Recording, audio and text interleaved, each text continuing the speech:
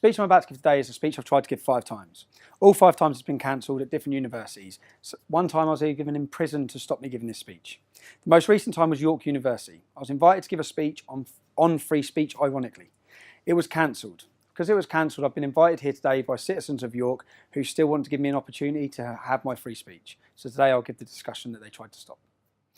And to the people who tried to stop it, rather than going to 250 students in York University, this will now be played to hundreds of thousands of people around the world. You failed.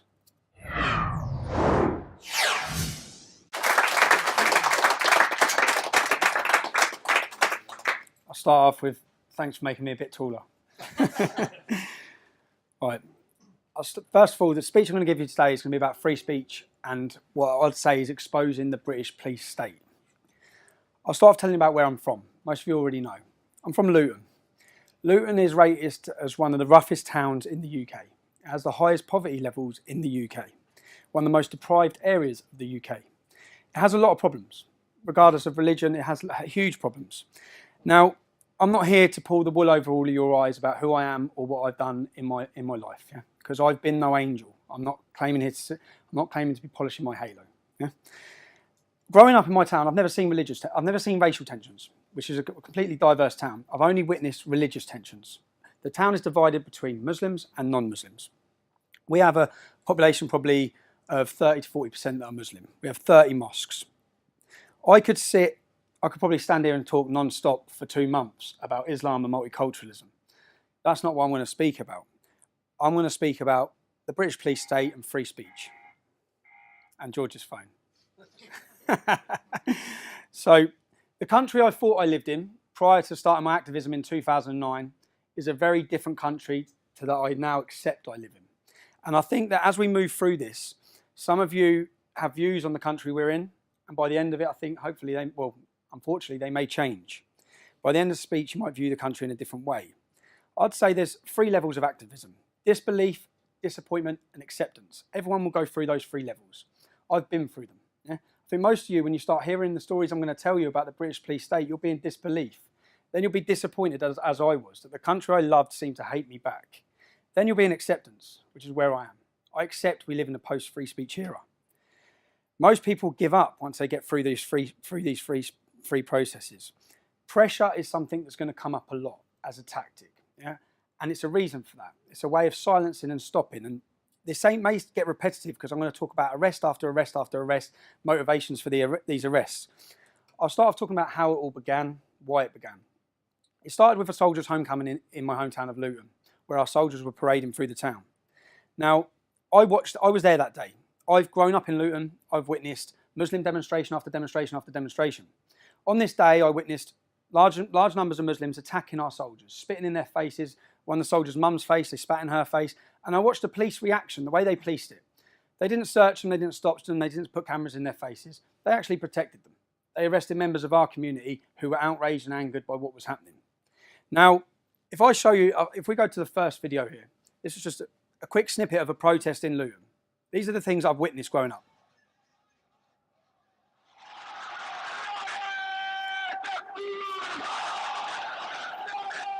This is thousands and thousands of Muslims. And the reason why I'm doing this is to show you the comparison of why we felt angry.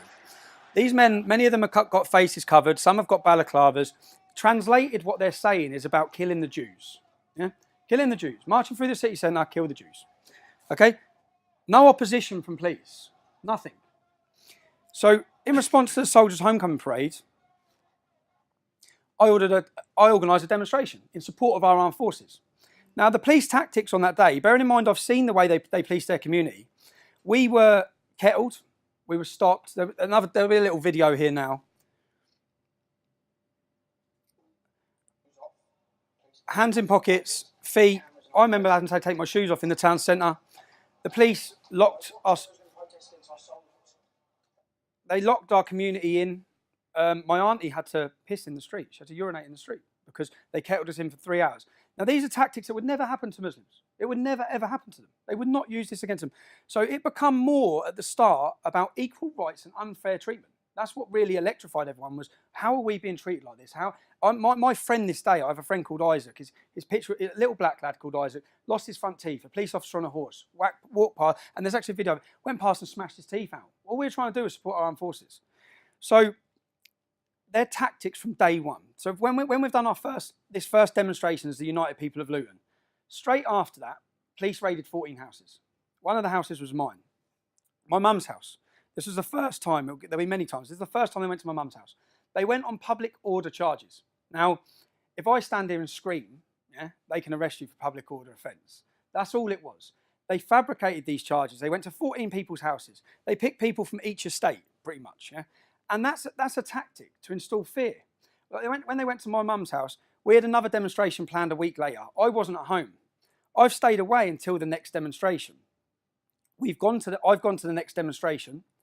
The Home Secretary then gave banning orders for all protests in Luton for 3 months.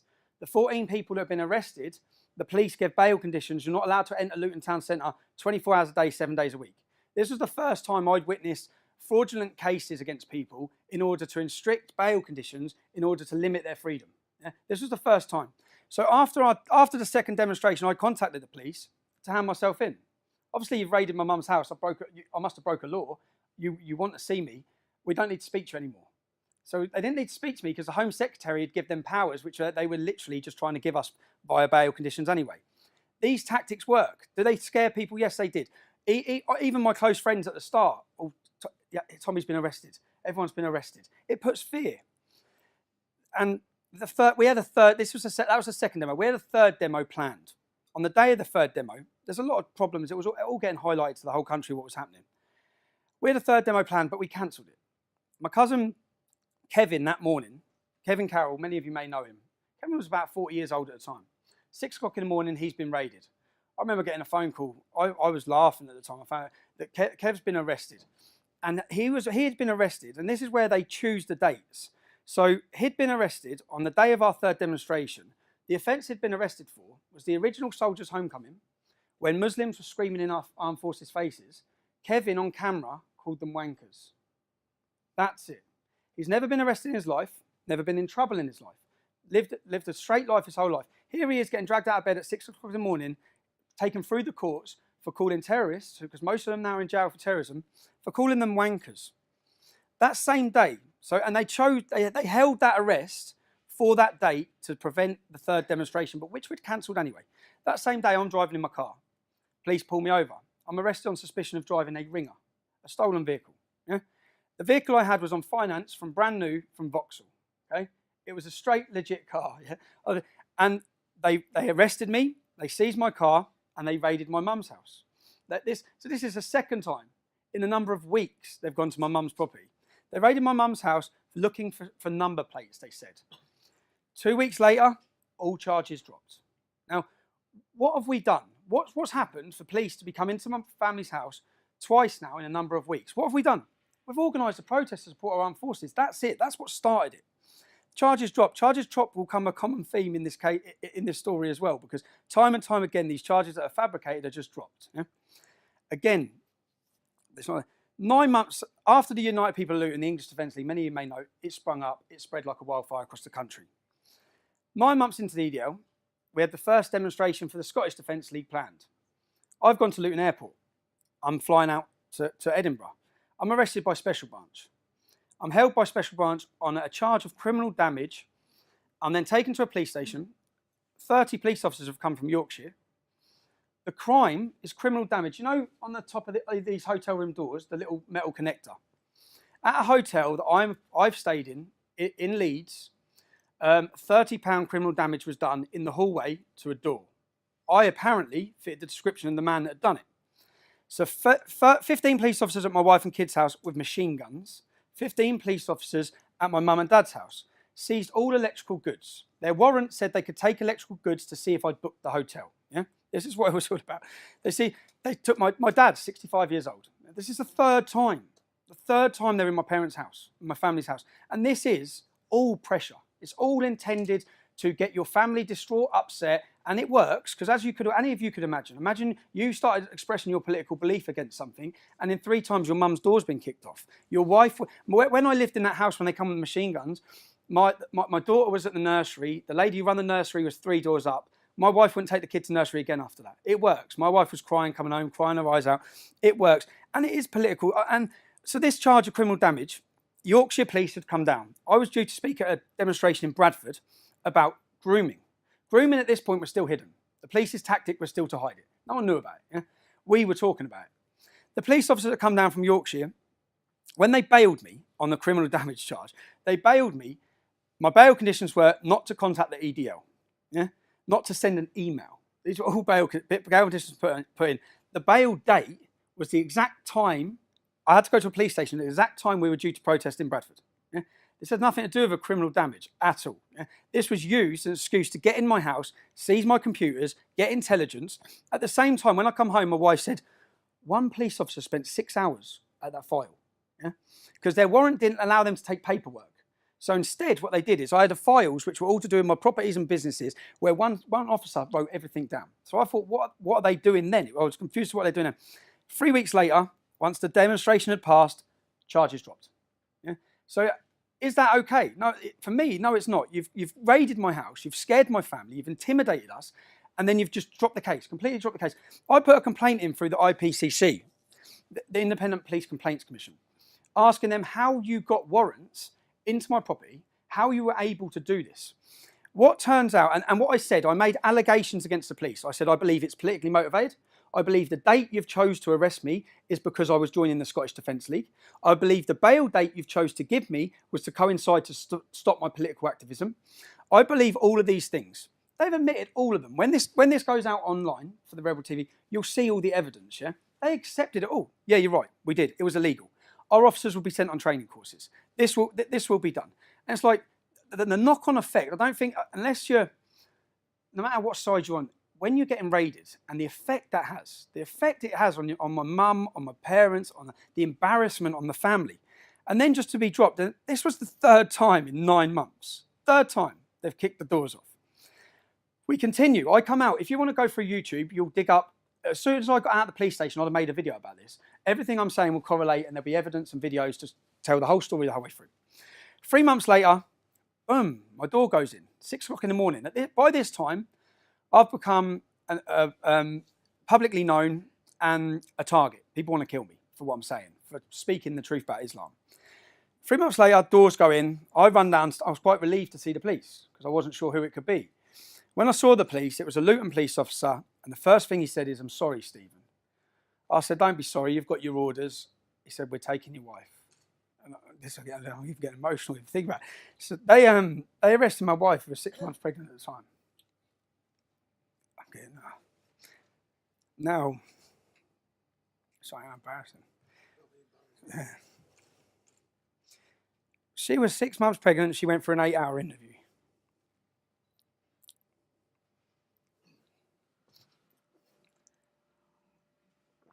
They arrested me as well.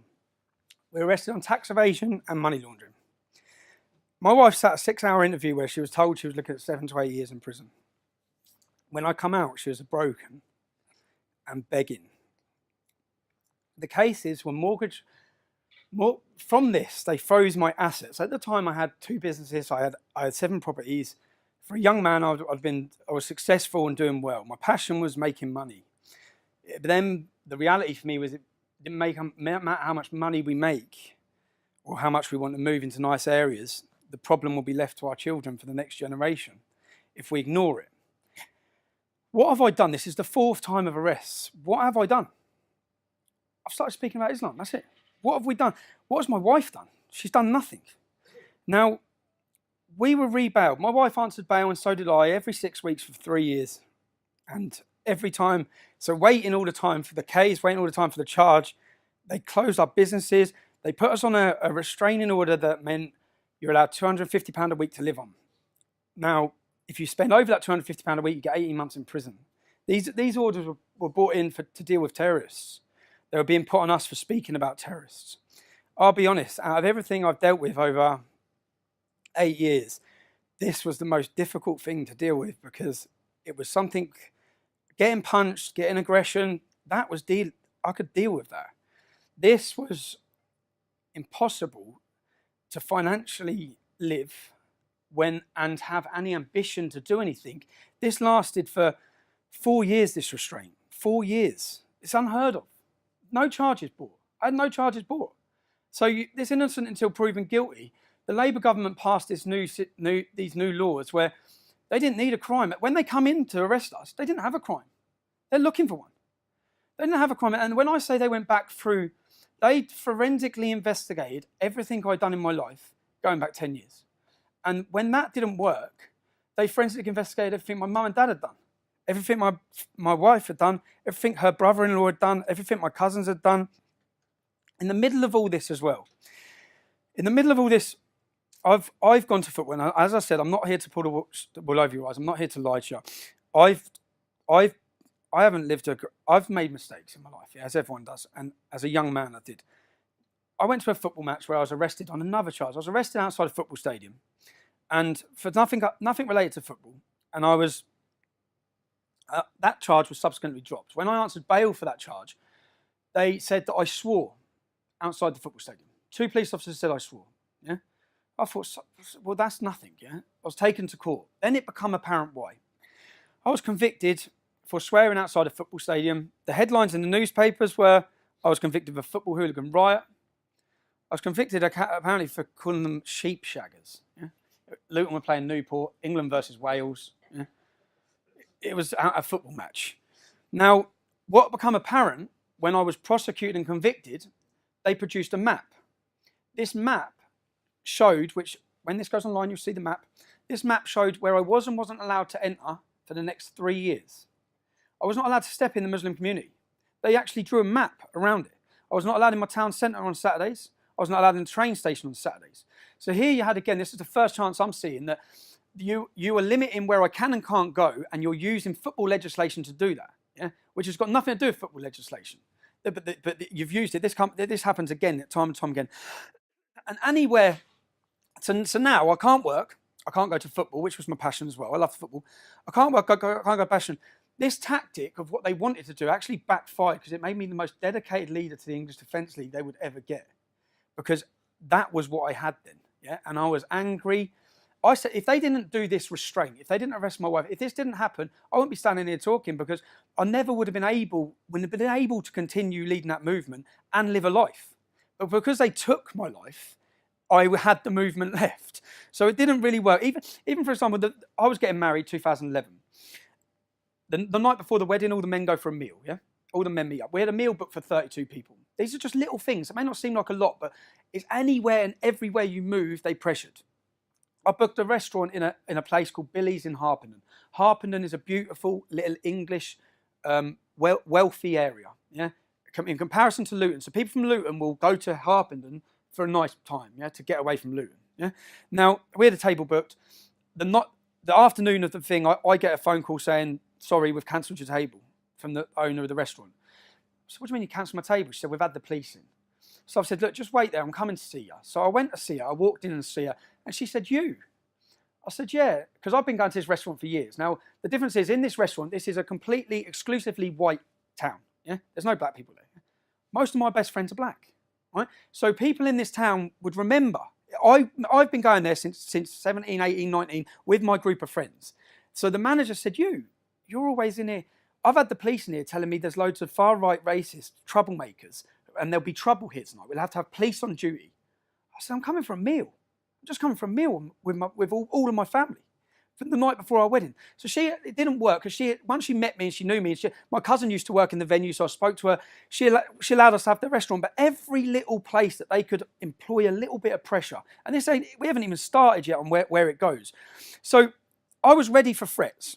When I started this, I've grown up around Muslims. I know how they work. I know the hostility. I know the anger and the violence.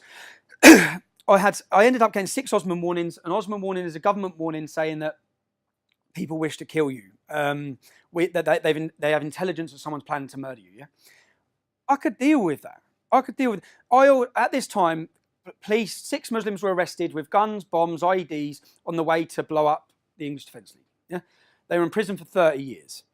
I then had a Muslim with a shotgun went for my cousin in Luton at his house. Yeah, it was all over the media. Now, the police then sat us down. They sat us both down and offered us new identities, witness protection, new identities, new lives, new everything. What have we done? What have we done to need new lives? What acts at this point have we done? We've organised demonstrations. We've started speaking publicly about Islam. And here we are with 6 government warnings to kill us, terrorists in jail, and now getting offered new identities. Part of the new identities where we'd have to give up what we're saying, never say it again, change our place, even move us country, the police were talking. Yeah, this is all pressure building, all pressure in it. Now, just before this, in 2010, what they managed to do as a government, as a plan, as a state, is make our voice and what we're saying a fringe extreme element. That's what they managed to do. Yeah?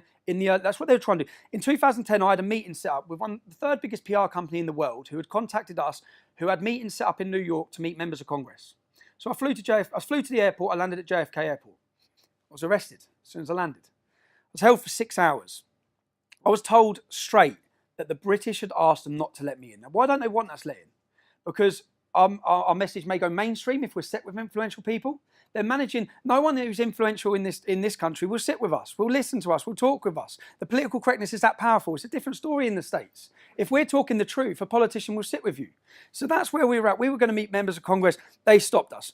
2011, I thought, and the whole way through this, to be successful or to get anywhere, we had to be prepared to do 2 things, get killed and go to jail.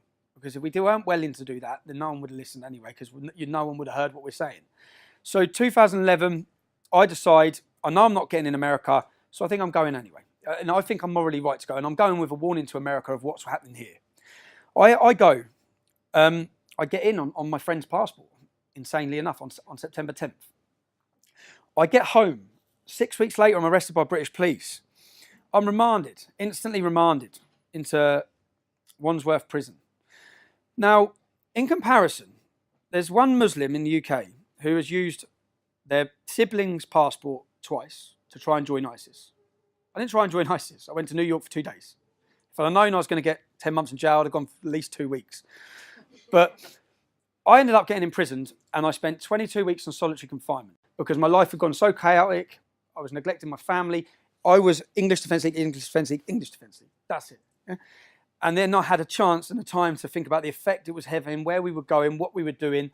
The movement changed on the outside whilst I was in prison. I'd fought for years to keep far-right elements out. They were welcomed back in.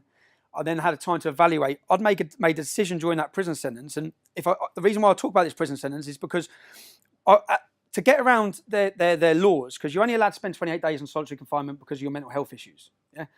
What they did is every 28 days, they moved me from one solitary confinement prison to another. So I went from Wandsworth to Bedford, Bedford to Woodhill, Woodhill to Wandsworth, Wandsworth to Wayland, to get around the laws for what they were doing. Yeah?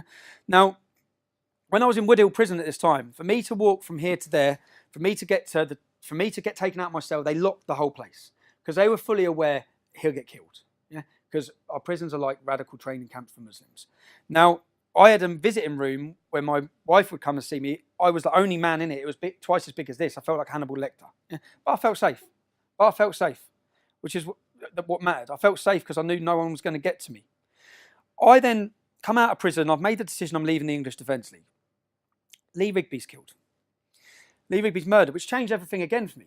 It changed everything for me to think, now we need a reaction, okay? And I organised a charity walk.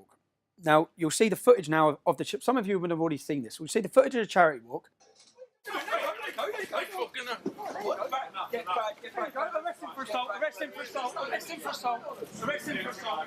Arrest him for assault. That's all. Listen, we just been... You've got to get these 2 numptins. How come he hasn't been handcuffed? How come he hasn't been handcuffed? How come he hasn't been handcuffed? If we do in the year 2013 in London. Mike, look, that's we've been arrested on Armed Forces Day doing a charity walk. Yes. This is year 2013 London. Okay, come on, mate. Because we want to walk. Unbelievable. We were doing a charity walk at that time for this darling Amelia May. The police the night before the charity walk come to see me. They come, Scotland Yard police officers come see me in Luton. I met them in Luton and they sat down and said, we don't want you to walk through Tower Hamlets. Now, my charity walk was going from A to B, a straight line. I said, why not? They said, because of the Muslim community. I said, what about it? They said, well, the mosques. I said, I walk past 8 mosques every Saturday to go to football in my hometown. We're sitting in a Muslim restaurant. I met them in a restaurant called Imak Grill, which is a Muslim-owned restaurant who I went to school with a kid, full of Muslims. I sat there like, look around you, this is where I live. What are you talking about? And they would rather you went around. You'd rather me take a, 10-mile detour because there's some Muslims there. I said, that's my capital city. For me to get to A to B, are you telling me I can or can't? They said, no, we're not telling you can't, we're asking you. I said, well, no, I'm not. I'm going to walk from A to B. Okay, there's no zone that I'm not walking in London because there's a few Muslims in it. So what it turned out is that the Muslim leaders had come out publicly and said, we don't want him walking through our community. Now, some people, this would sound far-fetched and amazing to.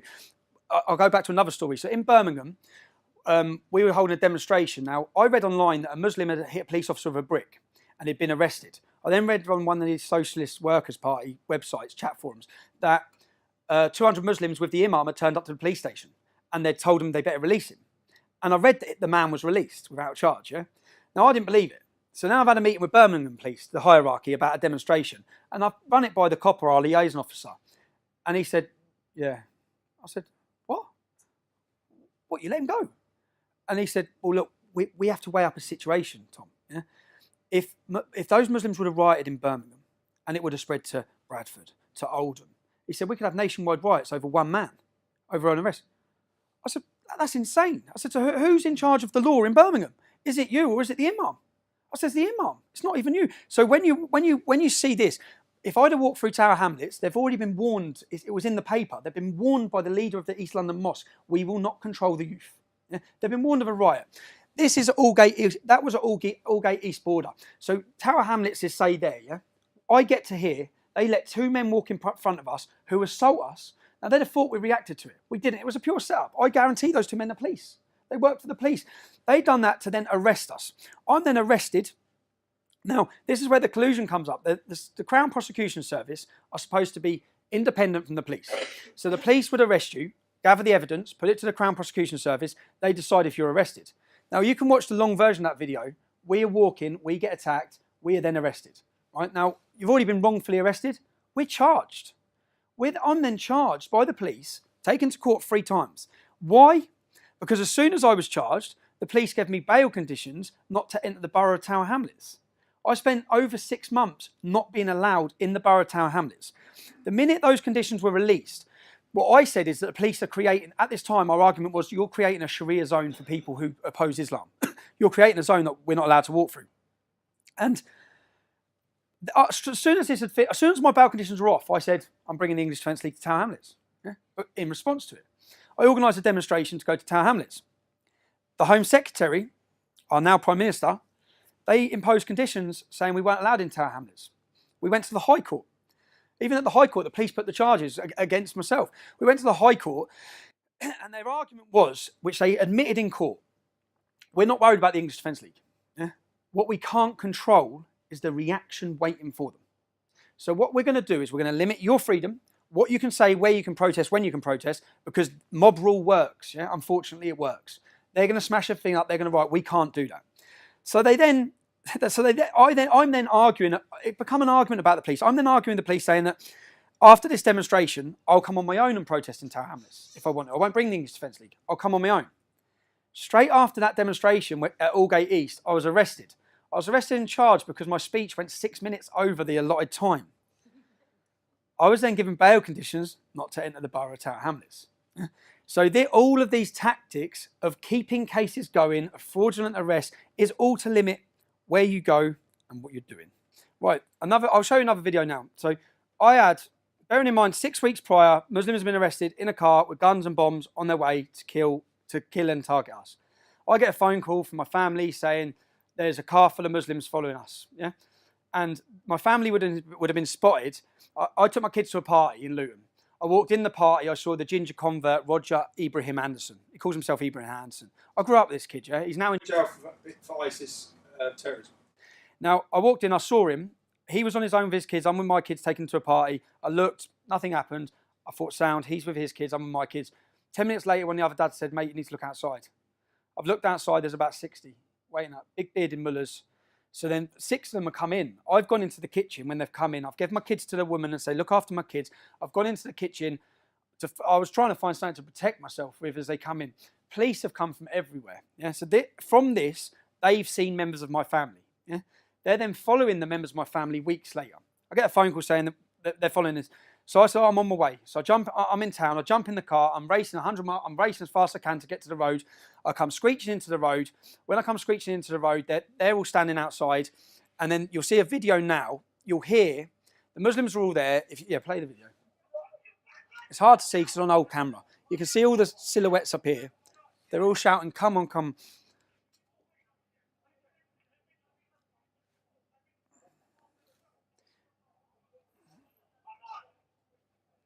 There's more police cars coming. They're outside our house. Yeah? This is in a cul-de-sac where they don't live. What was the police's reaction to this?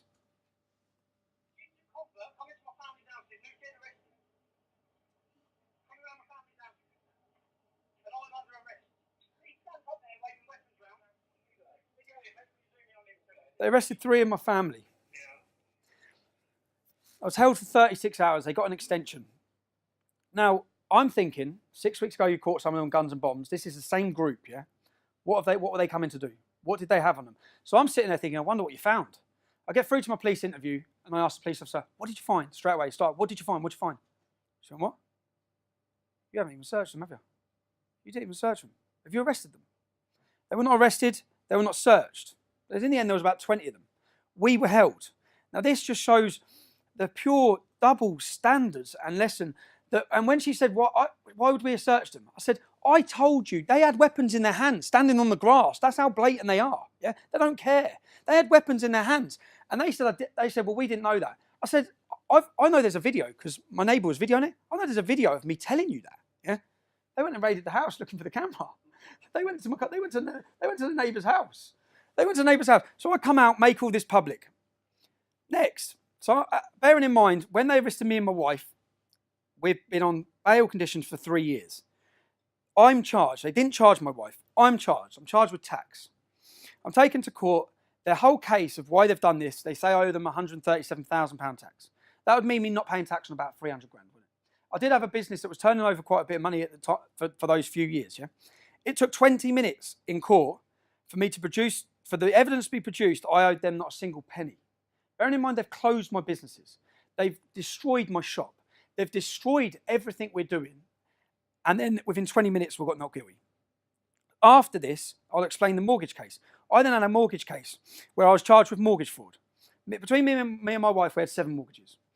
What they did is when they had nothing against me, after 2 years of my investigation on me, they started targeting my family all around. Cousins, they've done the nans, they've done one of my family members for not paying tax in 2006 on things sold on eBay. Yeah? Everything and anything they could find. Yeah? My brother-in-law was charged. His case was that he got a mortgage, self-certification mortgage. Any of you bought properties, you'll know. Years ago, it was encouraged. You're encouraged to say you earned more, really, as long as you put a big enough deposit down. Now, my brother-in-law bought his first house. Bearing in mind, when we were arrested, this all happened 5 years before. The house was bought. It was sold 9 months later. The mortgage company were paid. No one lost a penny. Yeah? This was the mortgage fraud they arrested my brother-in-law on. But they tied me to it because I'd lent him a deposit at the start. Yeah? So this was the case. This was the case. Now, at this time, you have to understand that I have many family members who have good careers, good jobs, and good lives, yeah, within my family, who were terrified. Yeah? Terrified of being involved in a court case, a huge court case with me, because that would mean they're exposed as related to me, and they become a target. Now, this tactic was working perfect for the police because this is a pressure tactic, and it worked. I went home with family members crying, who are crying and begging, like, this is your fault. And I said, you're letting them win. This is what they want. This is why they're doing this, yeah? Now, I've had a not guilty on tax. The minute I got the not guilty on tax, the mortgage is the next week. The first thing they did then was my wife, who's been on bail for 3 years, they said, set a date in court straight away, set a date for Jenna to stand trial. So I'm got not guilty on tax. They had no case. They then set a date a week later that my wife's going to go into court. So no one knows what my wife looks like. You all just have to look online to see what response I get when I walk around our hometown. Yeah? My wife doesn't get that because no one knows who she is. So it's a bit of security for me is that she walks down the streets with the kids and it's all right. Yeah? So I've managed to keep it like that. I live two separate lives. I've had to go home and say, Jenna, you're on trial next week. Yeah, the 3 years you're on trial next week. The media's going to be there. There was Muslim and far left organisations sitting in the gallery waiting. Yeah, the date's just been given out, and this is all part of their game or part of their tactic. I view it all like a game of chess. So I think, what are they doing? What's next? What's their outcome? What are they doing? That night, I went home. I told my wife, "You're in court next week." 4 o'clock in the morning, and because I've filmed everything 4 years. I had someone covering me at the time. The cameraman comes straight to my house. Police come to my house at 4 o'clock in the morning, counter-terrorism. They said, you've been named in a list to be killed at all costs by Al-Shabaab. Al-Shabaab are a terrorist organisation who 6 weeks prior had done the Kenyan shopping mall massacre. Yeah. So then my wife, who's going to have to go to court next week, yeah, I have to say, terrorists are going to kill us. Terrorists want to kill you. They want to kill me. All of this. And then I'm questioning, have I been named? Or is this part of the pressure? Because they've got no evidence on me. I'm walking on this case, yeah? But they've got little stupid bits of evidence for tax and irregularities against 5 or 6 of my family. Yeah? So I know the whole time, which I kept saying to my family, when I get to court, this isn't about you, it's about me. Yeah? I'm getting offered a deal, I know I am. So, and again, my views are my views. They're not my wife's views. They generally are not my wife's views. She despises it. So I get to court. I say to my wife, I walk into court, I'm offered a deal. Plead guilty to these charges, we drop the family. Yeah? The charges they wanted me to plead guilty to would have resulted in 5 years in prison. And again, all of this is documented through documentary makers, which will be coming out soon, is I walk outside and I ring my wife.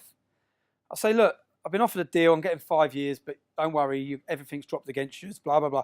My wife's crying hysterically, saying, please don't, 5 years is too long. Bearing in mind, we know I haven't done it. We know what this is all fabricated in order to get in a position. So I go back in and refuse the deal. I say, I'm not taking the deal, because 5 years is a long time as well. It's a long effect on my kids, and at the time I'm weighing it all up. They then swear the jury in. They swear 3 Muslims in on my jury. 1 PCSO. So I'm sitting there thinking, how can you have a PCSO as my jury? Yeah. 1 PCSO. I'm ready to go through the trial. Just before the trial stops, they stop it. Stop. They come out again, because bearing in mind, they can't have me getting a not guilty. Because if I get a not guilty for everything they've just done, everything they've fabricated, I'd be able to destroy them on what they've done. Yeah? So they offer me a deal again. Now this deal, the first thing I say to the solicitor, what's the maximum I can get? Maximum I can do. He said 18 months. I weighed it up. 18 months means serving 6 months in prison. I'm taking that straight away, and they're leaving everyone else. So I say, give me an agreement. I want it in writing. When this goes online, you'll see all the written agreement. Yeah, the written agreement was, we will drop the case against your wife. We will drop the case against Neil, which was another relation. We will drop the case. We will not take proceeds of crime, which means all the assets they've had frozen, my properties, will be released back to me. Now, I took that deal, so I went to jail.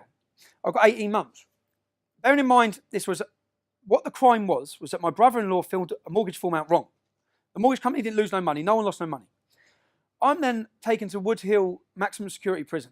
That's one of the worst prisons in the UK, where it houses some of the country's most prolific Muslim terrorist extremists. I'm took there for this. Someone's filled their form out wrong. As soon as I get there, the difference is that when I was in there in 2011, 2012, when I was in there on solitary confinement, as I've said, they locked the whole prison to get me from A to B. This time, I'm just put straight on the first night centre. So straight away I'm thinking, well, this ain't right. I'm going to get killed here. The door opens. It's a Royal Marine, an ex-Royal Marine who's now a prison officer. And he said, when we come to get you, do not leave this cell. Your life depends on it. Yeah? I went, all right. Shut the door. Half hour later, my door opens. He's there with 2 other men. Yeah?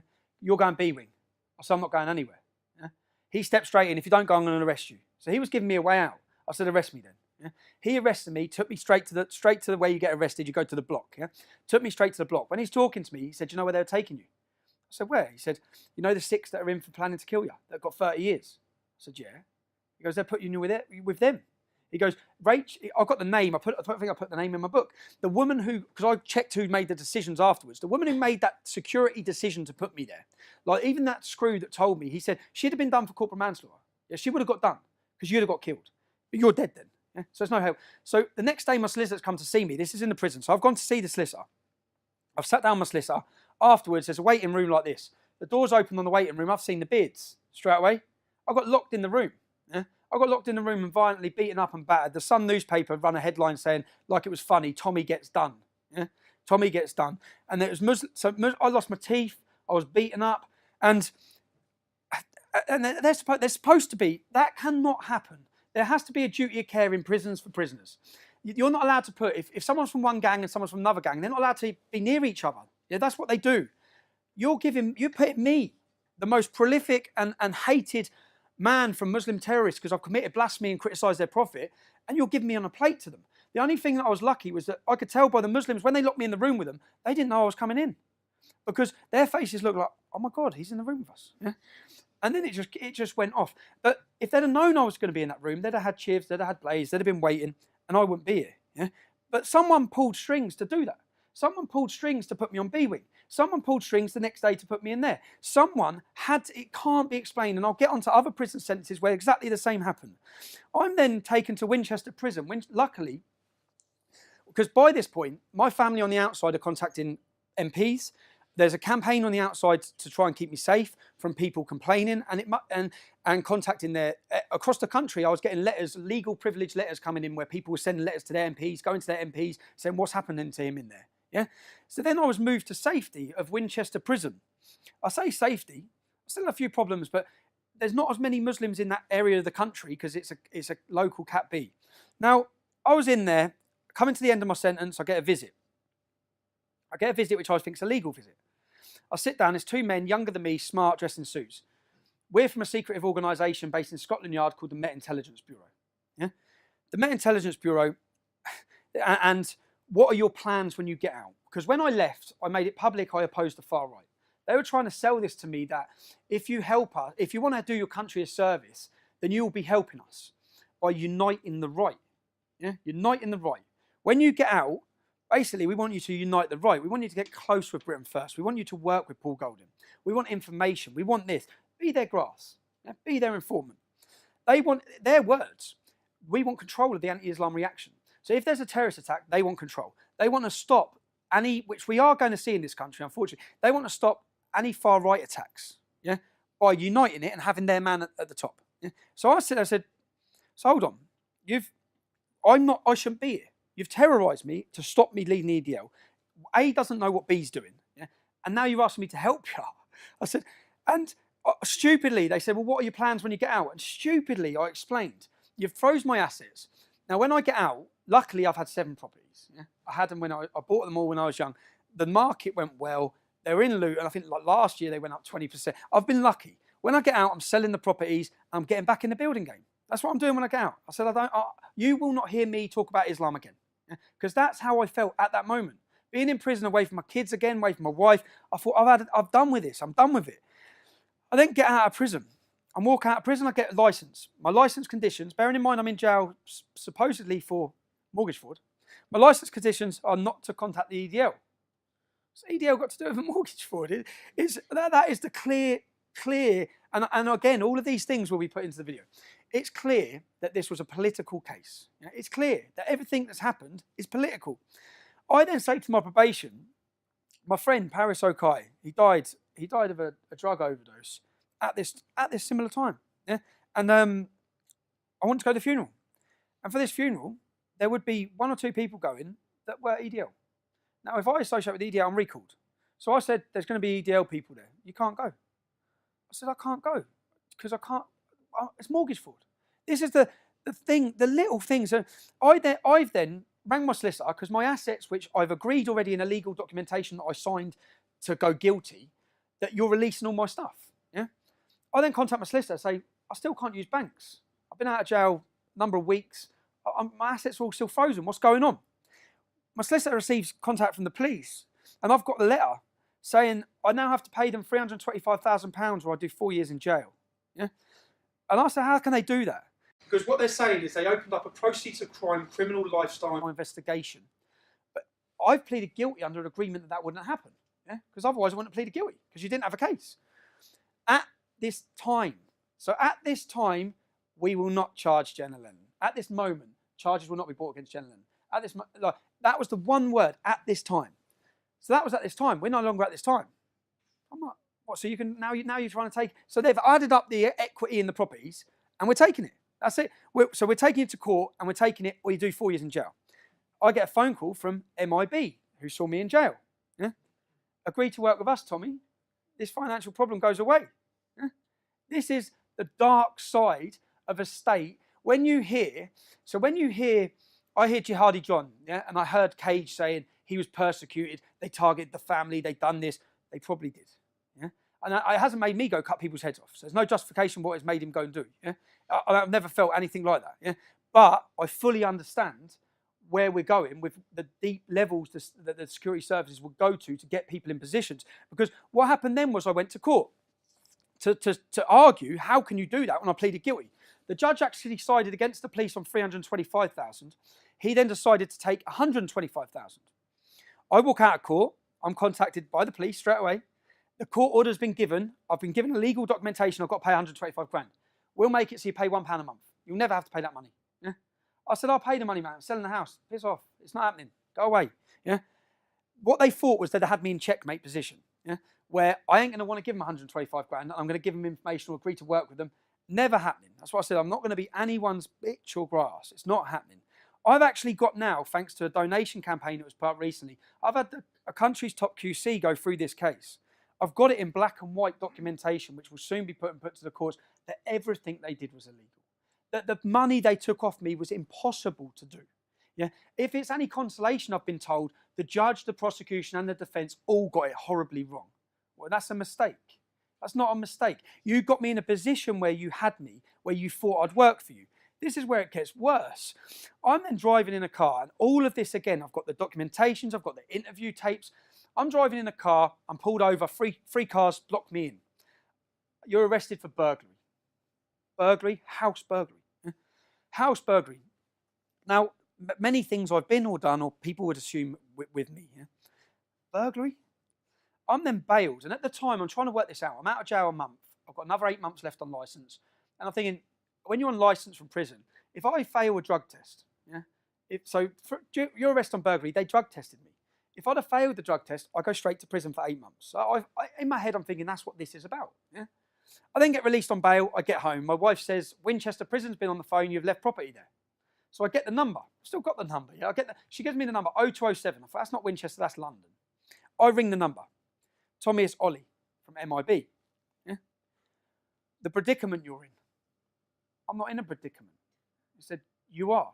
He said, because if you're charged when you answer bail in 2 weeks, you're going back to prison for 8 months on recall. Yeah? So, and if you're charged, what do you think the media stories of this is going to be? You're going to be recalled to prison on burglary. I have to be honest, I cried my eyes out. I sat there and said, what am I meant to do? What am I at this point? What do I do? I spoke to my wife and I refused it. I spoke to my wife and said, now in 2 weeks' time, I'm going to answer bail and I'm going back to jail. And for certain things it's not like just going to prison. I'm going into the most hostile environment. It beats going in the Millwall end anyway. So probation. I didn't have a meeting with probation. This has all happened. I'm invited to talk at Oxford University. So I tell my probation clearly, this is my moment to tell.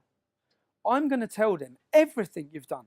I'm going to tell them about the Met Intelligence Bureau. I'm going to tell them about your licence conditions, your not letting me go to a funeral. I'm going to tell it all. Yeah? And my date's picked to go to the Oxford University.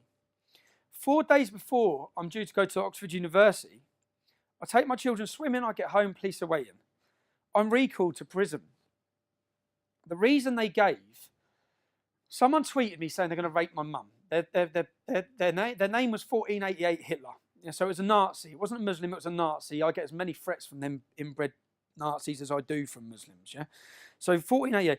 So he's going to rape my mum. Now my response to that was, he was looking for me, yeah, in Luton apparently. I said, you don't need to look for me. 10 o'clock in the morning, this is where I am. Yeah. So I went there. When I went there, police and probation are there. This is at the time. What are you doing? What are you doing? They said, well, you've told someone to meet you here. I goes, oh, so you saw that they said they're going to rape my mum. I've given you 300 threats to kill my family. You've not arrested one. Why am I going to come to you? I said, I'm not going to wait till someone turns up at my mum's house. If you want to find my mum's house, it's quite easy to do, yeah, through the system. So I've gone there. So I was warned that she said, you can't be doing that. I said, well, you need to do your job then, yeah?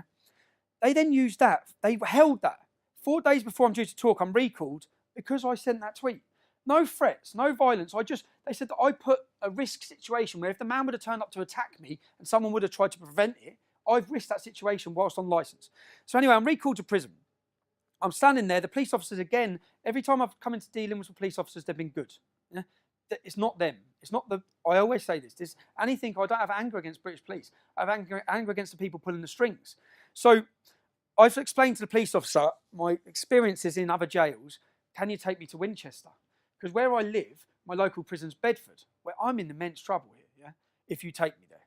So he's rang the probation. This lady, Sue Bowman. He's rang her up. She said, nope, it's all sorted. He's going to Bedford.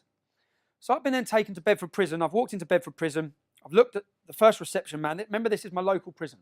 I've looked at the man. I said, have you got a brother called Mark? And he did. Mark, I knew his brother just by his face. I said, I know your younger brother. And then he went through the system. So he's looking on the system at how many Muslims are on which wings and how long they're serving. Because that's a big difference. If I get put on a prison wing with Muslims serving 28 to 30 years, they're going to kill me. If I get put on with some doing 6 months, I might get in a fight. Yeah? So we've gone through it all. We've established that the majority of Muslims serving the most sentences are on A wing. The safest place for me is on B wing. He's gone upstairs to see the governor. He's come back down. I'm sorry, bro. I said, what? And I've got all these He said, I'm sorry, you're going on A wing. I said, we've just established we've just done that. He goes, I know. I'm sorry, man. I said, give me a pen and paper. So I wrote out 6 pages to the governor about what his legal duty is for my safety. And the people in there and what they want to do to me. Yeah? He's come back and said, you're going, mate. You're going on B wing. Now, I've had to react in a safety way that when I get in there, remember, there's cells on the wings. There's cameras on the wings. There's not cameras in your cells. Yeah? So on the wing, everything's on camera. So I've got to then, in my mind, I've got to kick this off, yeah? To get put in a position where I'm safe. So I've gone in at 10 to 12. I've come out at 12 o'clock for dinner. I've walked straight into the canteen and said, which Muslims want to have a problem then? Yeah? And I've then started fighting in the canteen. And if I hadn't done that, I'd be getting it in my cell by 10 men. Yeah? Because I should not be in that position. And bearing in mind, I'm on a 28-day recall. So I'm then put in there, and I've come out. So I've then been arrested. I've got all the paper, put on solitary confinement. I'm safe. Yeah? I'm getting out of here. I'm seeing my kids. Right? I come out of prison. I sit down again with the probation officer, who I know that she's the counter-terror lead, and that's who's dealing with me. Yeah? I had to see him once a week. I had a friend who'd done manslaughter, who was seeing his probation officer once a month, and I'm like, oh, why have I got to see mine once a week? A mortgage form was filled out wrong. Now, Oxford again. What they didn't realise is I've arranged to talk at Oxford again. So when she sat down, I said, I'm talking at Oxford in 2 weeks. I said, and you just added longer time to my speech about what you've done. Now, 4 days before it, I dictaphoned the conversation. They come to my house again. And she come to my house and said, if you speak about Islam, if you speak about the Quran, if you speak about Muhammad, if you speak about the police, you're going back to jail. So I went, all right. I said, I'm still doing the talk at Oxford. Yeah?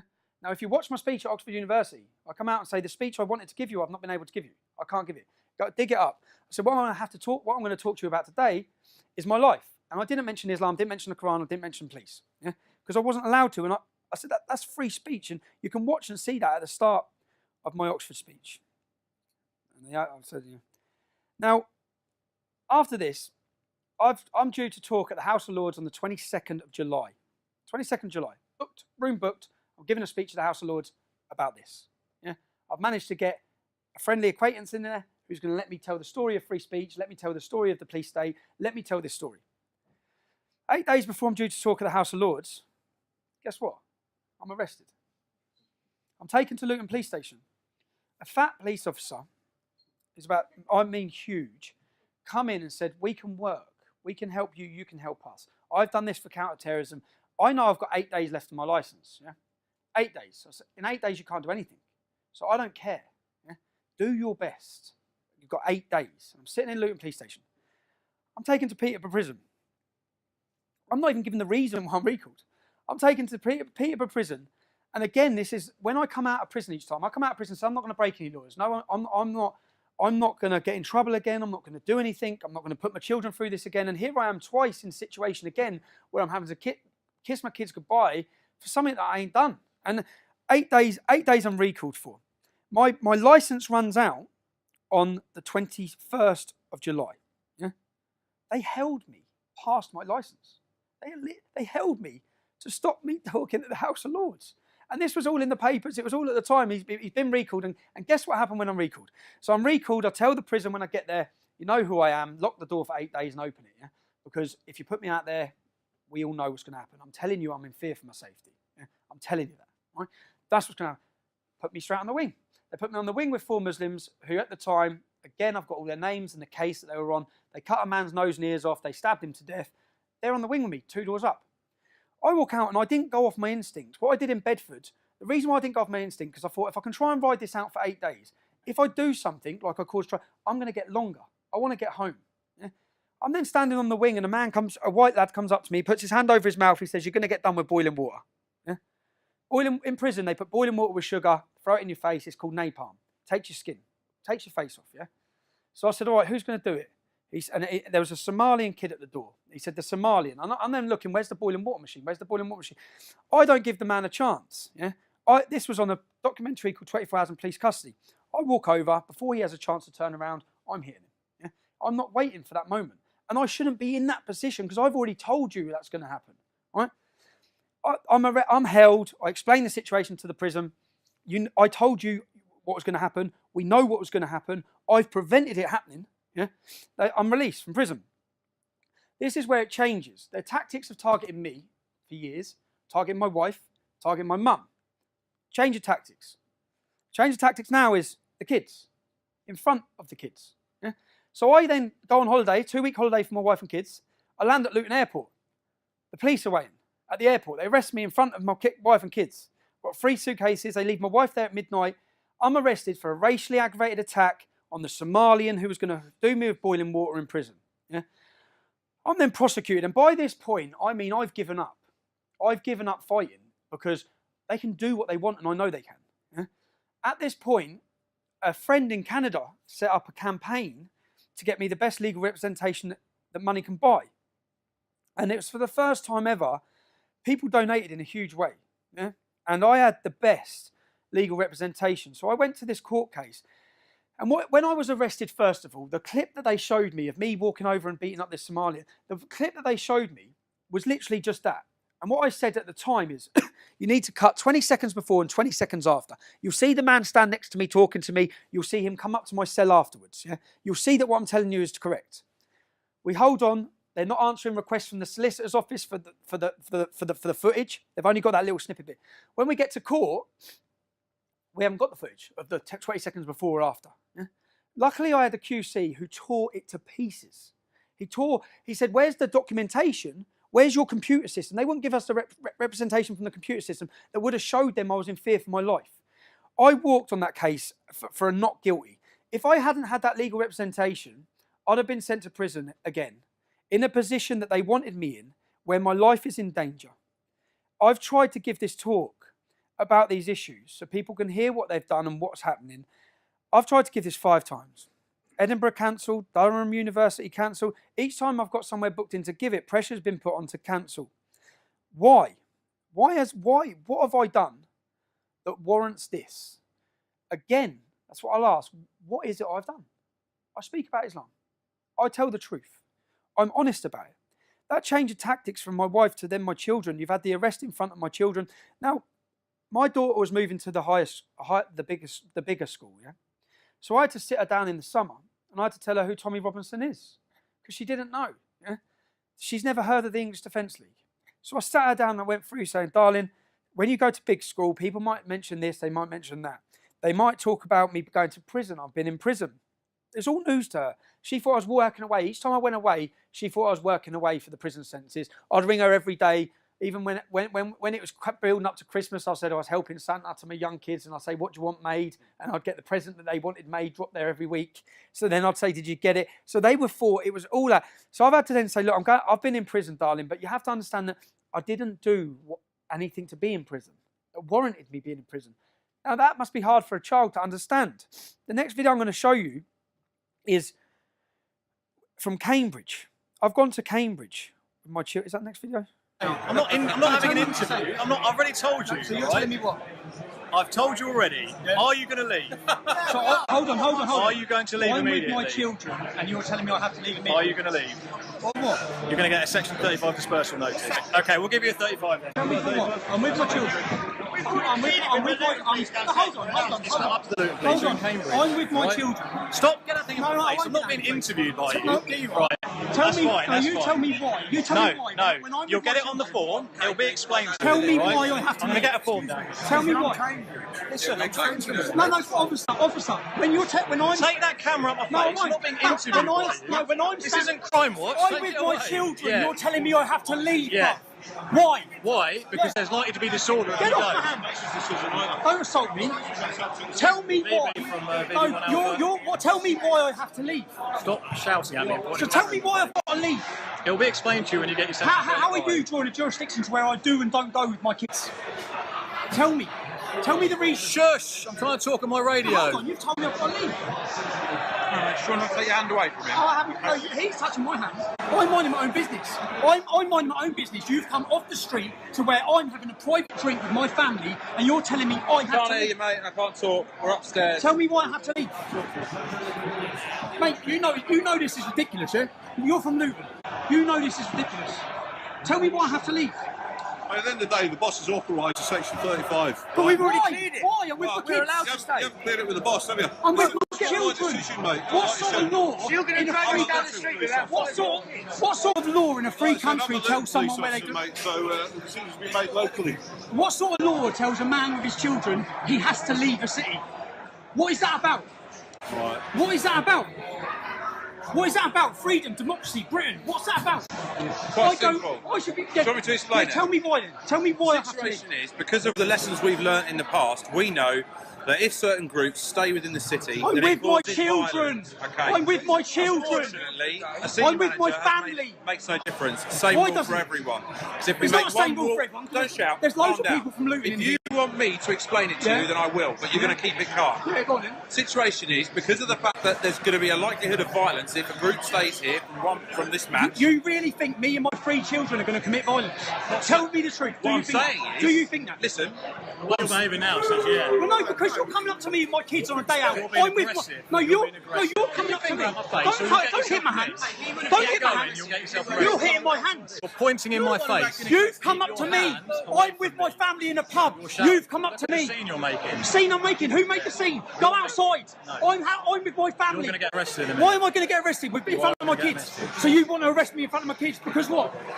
Listen, you're going to talk yourself into I'm not this. talking myself into it. I'm trying to be reasonable. You're not being reasonable. You're telling me I have to leave the city. I'm with my family. Yeah. Why? Tell me why. It's already been explained. No, go on, why? I'll explain You think why. me and my children are committing violence? I think there's likely to be. Look at the way you're behaving. Tell me. Look at the way you're Well, no, behaving. do you know how many people from this pub are in Luton? Why have you come up to me?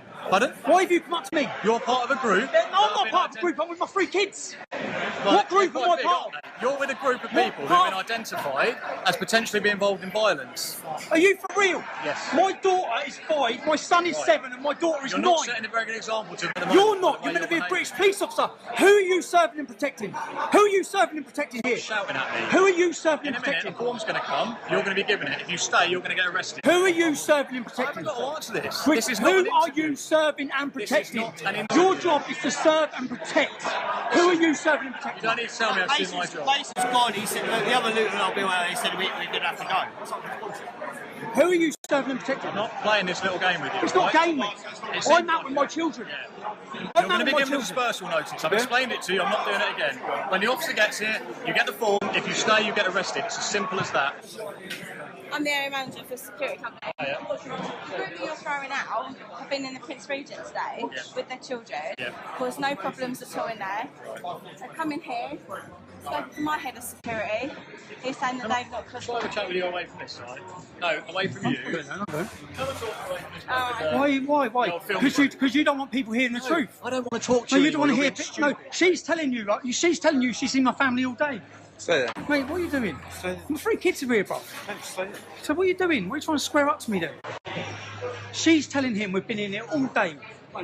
Yeah, sorry. Bro.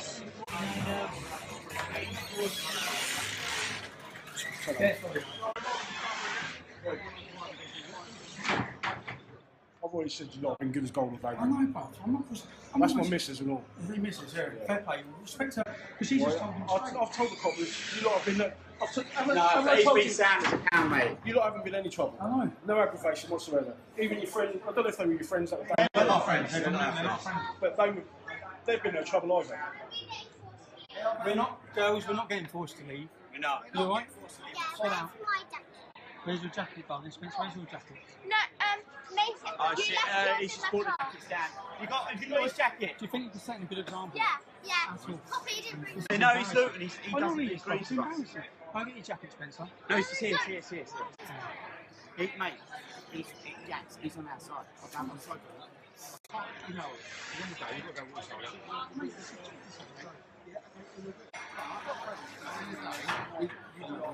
Guys, the one playing too. Yeah, you go play and kill kids. Go play and kill. Come in. Go play and kill. See you later. See you later. Fucking bollocks, mate. We'll have a beer next time. Man. Sorry for bringing the kids out. We're not allowed to.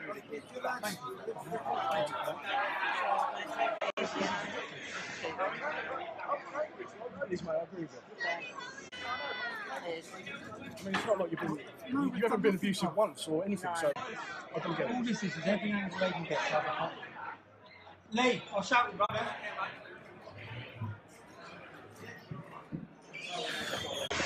Am I getting the section 30? Section 35, yeah. I'm getting the section 35. Come outside, we give it to you now. Do you want to give the children a section 35? Pardon? Do you want to give my kids a section 35? No. You're going to arrest my kids?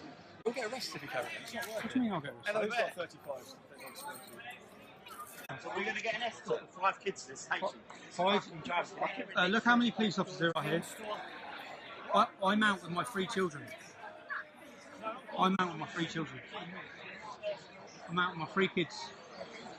3 kids. Embarrassing, lads. I understand you've got a job to do and you've got a boss, but you must be embarrassed yourself. You must be embarrassed yourself. Us 3 and 5 I'm out kids we're to a out with our station. children. We've caused no problems. It's embarrassing, lads. All the time, is that what you do? You ready, kids? Come on. Alright? Let's go. You get over there, did you? Let's just go. You get over there? Yeah. Yeah? That's alright, yeah. Come, girls. Alright? Down. Don't I'll get your tissue from the back. We have to go. Come on. Come on, kids. Sorry. Come on. No, we've got 5 kids with us, so obviously we're causing loads of trouble and we've got to get out. So. Look at that. It's a fucking joke. Take care. Oh, look, he's even following us now. Follow us all the way as well. Mate, go home. Kids, come on. Come on. Come on, darling. This is what happens when you go to move away. You want to come? Oh, I'm filming it. Get it now and get over. Telling them, Mum, we've got to. It's very bollocks, isn't it? No idea, darling. Darling, my daughter's crying her eyes out now, lads. So so you're following us. You're following us. You're shouting. You're making my daughter cry. Go away. We're making sure that you stay They're safe. scared. Right, okay. Because of We're you. following you. There's no way out of that. You think we okay? need safety officers? Because Go we're gonna away. Macy, darling, come here. Come here, darling. It's all right. Come here, sweetheart. It's all right. Girls, it's all right. Come here. Come here. Come here. Come here, sweetheart. Come here. Girls, come here.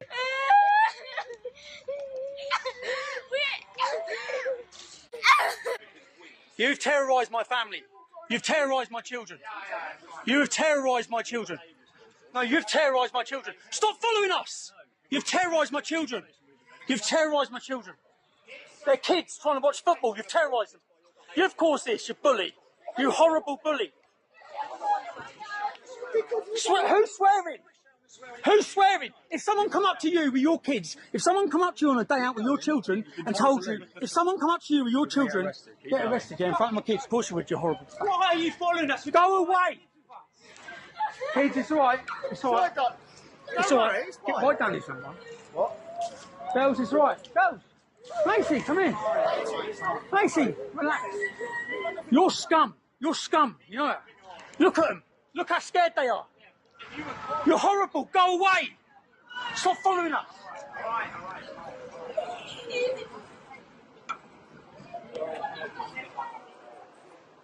Oh, keep me down up here. Keep me down up.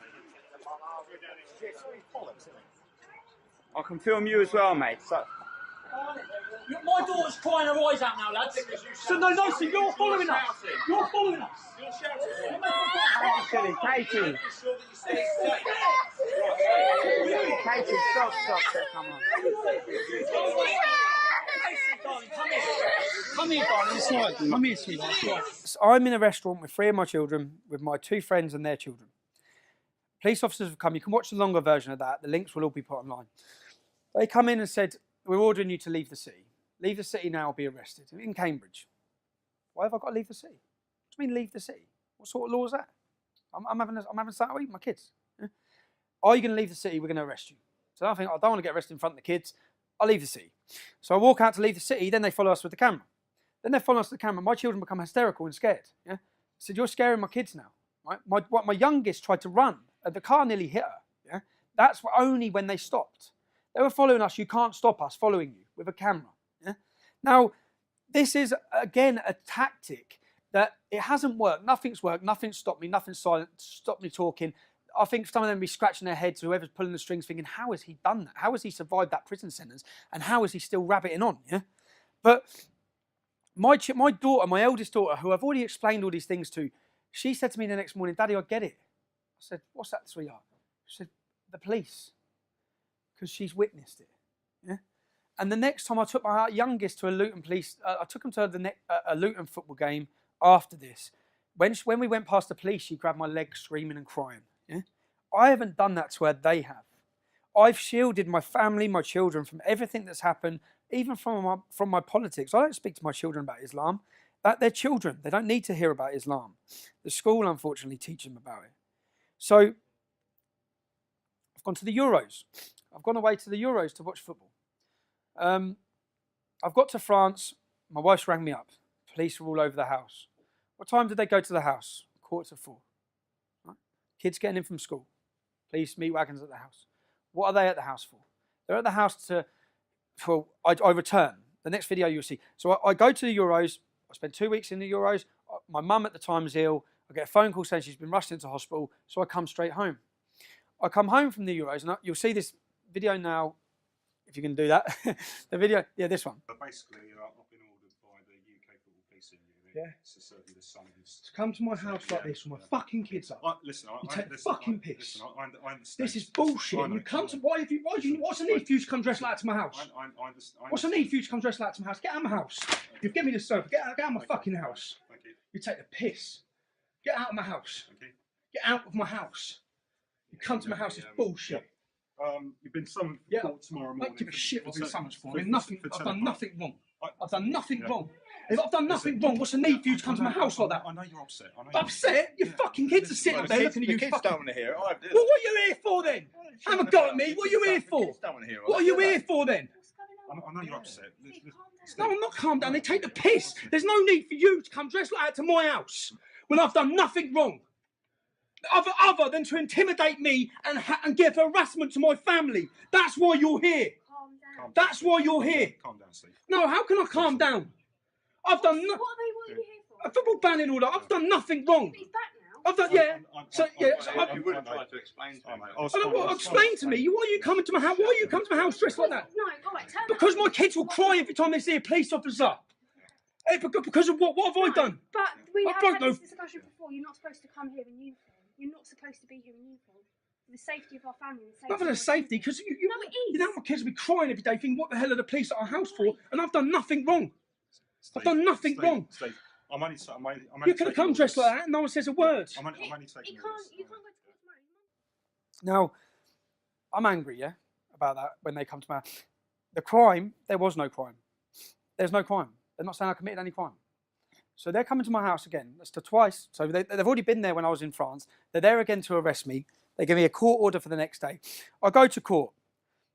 What they're basically saying is that my presence My presence can provoke a reaction in a country with a Muslim population, with tensions. That was their argument. In France, there's tensions. My presence there could provoke a reaction. Yeah? Not that I've done anything wrong. So what they then want to do, and this was orchestrated by the Football Policing Unit, which is a section of the Home Office. Yeah? It's not a separate police force like Bedfordshire Police. This is the Home Office. This is the government. Yeah? So when they got the leader of the Football Policing Unit up on stage, up in the court, my prosecution to say, who's decided to bring this case against our client? He said Bedfordshire Police. When they got Bedfordshire Police officer up in stage, he said, I've been forced to do this.